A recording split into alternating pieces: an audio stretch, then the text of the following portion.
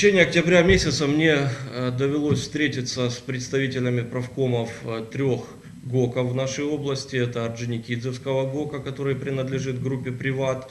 Это ГОК Вольногорский, который фактически сдан на сегодняшний день в аренду Фирташу, несмотря на то, что принадлежит государству основной пакет акций, и Желтоводский ГОК. Проблемы ГОКов Вольногорска и Орджоникидзе во многом схожи в том отношении, что, к сожалению, там, где сделан горный отвод для проведения разработок, над ним предыдущая власть, райадминистрации выделили частным лицам земли. И ГОКи не могут проводить разработки, потому что не урегулированы вопросы земельных отношений.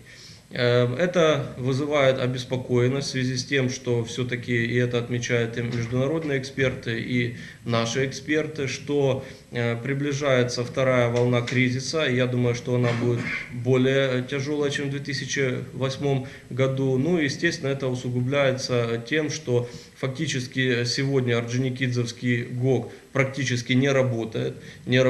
Люди высказывают свое возмущение.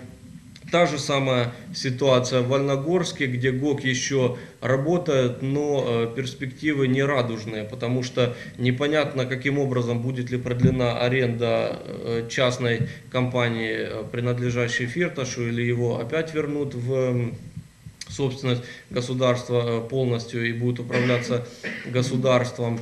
Ну и самое главное, это то, что я увидел, это колоссальный износ производственных мощности. Это где-то 80-90%, то есть машины стоят еще 70-х, 60-х годов, которые производились, к примеру, Вольногорский ГОК оборудован еще чехословацкими машинами. То есть это указывает и на то, что и производительность труда, безусловно, она будет ниже, потому что на старых машинах много добывать не получится.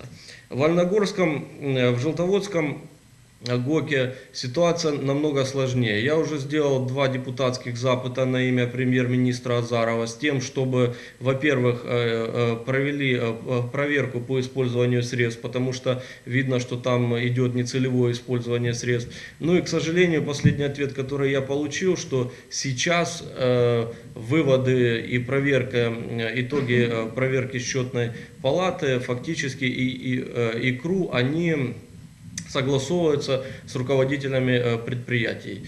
Я же, обращаясь к премьеру, просил дать мне результаты этих проверок. К сожалению, на руки я их еще не получил, и ответ меня не удовлетворил. Я буду обращаться, делать депутатский запад повторно. Ну и опять же, все это влияет на тех, кто работает на этих предприятиях. А для Орджоникидзе, для Вольногорска, для Желтых Вод эти предприятия являются градообразующими. И если они не будут работать, то фактически эти города исчезнут, и люди оттуда разъедутся в поисках работы.